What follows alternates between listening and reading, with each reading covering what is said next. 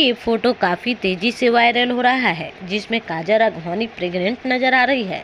साथ ही एक खबर तेज़ी से वायरल हो रही है कि काजल राघवानी खेसारी के बच्चे की मां बनने वाली है, क्योंकि काजल राघवानी और खेसारी लाल यादव काफ़ी सालों से रिलेशनशिप में रहे हैं।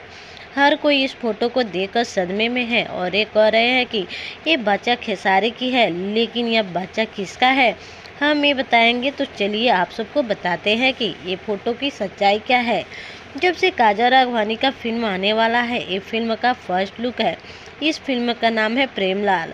उसी फिल्म का नई तस्वीर है। इस फिल्म में खेसारी लाल यादव का बहुत ही मजेदार कॉमेडी है, जिसको ये पता चलेगा कि ये काफ़ी सदमे में होंगे। ये कैसे पता लगाया जाए कि काजल राघवानी के पेट में किसका बच्चा है। तो मैं इस झूठे प्रेगनेंसी को साफ साफ बता दी हूँ कि इस फोटो की सच्चाई क्या है। तो कैसे लगी ये वीडियो आप हमें कमेंट करके ज़रूर बताएं। साथ ही वीडियो को लाइक कर लें और चैनल को सब्सक्राइब करना बिल्कुल भी ना भूलें।